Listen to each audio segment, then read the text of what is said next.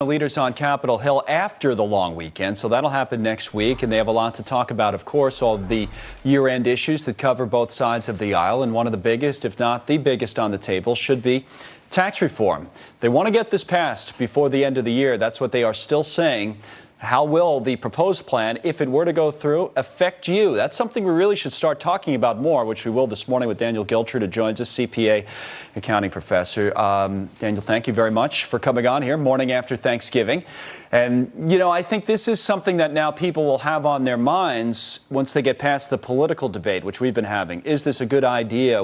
You know, what will happen? Can they pass it?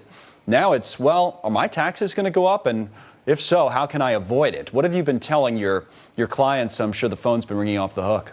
Well, we're in for some choppy waters ahead because we're really not sure what exactly the final plan is going to look like. And of course, that's if we get it through. Right.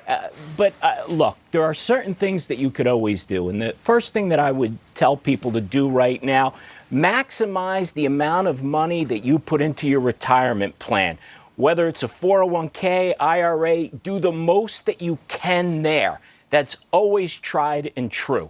So stick with that. The other thing about it is that whether it's the Senate plan or the House plan, it looks like all the deductions are going to go away.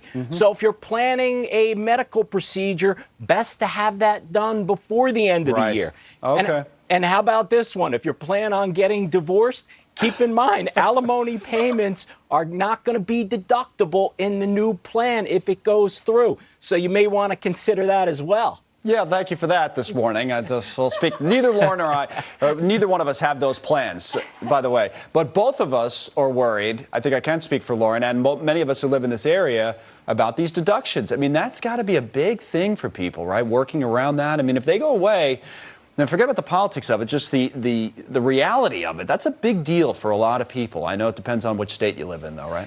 Absolutely. So when we talk about the high tax states, particularly New York, New Jersey, California, if you're a high earner in those states, boy, this can really be devastating because to lose that deduction is significant. So the tax code picks winners and losers, and there are going to be, unfortunately, some losers in these high-tax states. Yep. That's one of the reasons it may be difficult to pass, which is, as we said earlier, another issue. Good to see you, Daniel. Thank you very much for coming on, Daniel Geltrude. Good Thank stuff. you. All right. It's kind of true, though. If the Christmas gift isn't that good or